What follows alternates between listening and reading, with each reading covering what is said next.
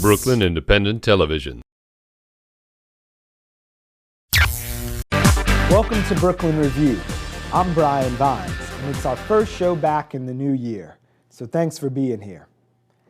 Brooklynites are going to have to dig into their pockets a little deeper in 2013 in order to get around the city.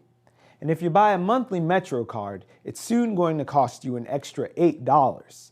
But if you drive across the Verrazano Bridge, it's now going to be about $15. But these aren't the only changes the MTA is making this year. Melissa Rose Cooper has more. Q train stations in Ditmas Park are getting complete makeovers in the new year.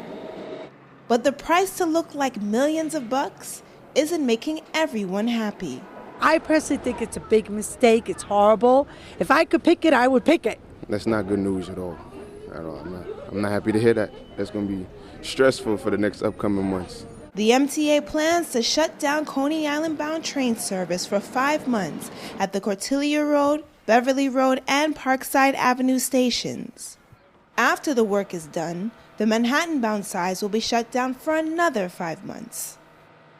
The service disruptions will force strap hangers to find alternate routes and could even add on extra time to their commute.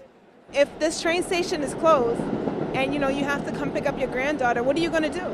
I don't know. I have to go back to Church Avenue and ride back and get off and walk. Area businesses are also afraid about how the closures will affect them.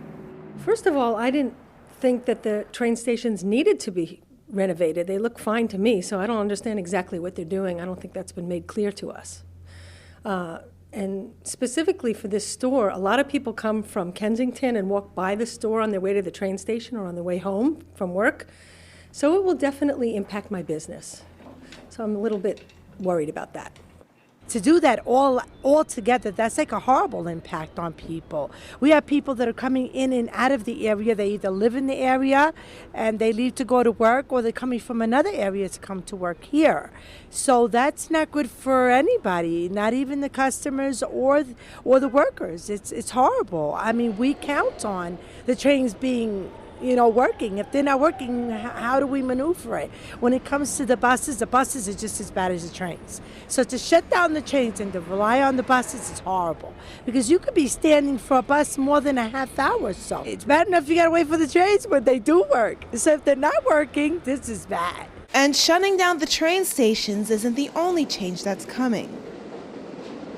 The MTA says it's increasing MetroCard fares and tolls across bridges and tunnels in March to help balance the budget. And that never makes sense to me, because it's not like the service gets any better. You know what I mean? So it's like, what are we really paying for? They're just doing whatever they can to squeeze whatever nickels and dimes they can get out of us, I want to know what they're doing with all the money. The MTA expects to begin renovations in May, and whether or not Brooklynites are happy about it, some say they just need to deal with it. How's it going to affect your commute coming to get your daughter? You gotta leave a little earlier. I'm used to it. Even when you work, you gotta be ahead of time. Like, you gotta go to work. Anything can happen, and they beef with you when you go to work. Oh, you gotta come to work early. Leave earlier. That's what they tell me. So you gotta leave earlier to come get my daughter. For Brooklyn Review, I'm Melissa Rose Cooper.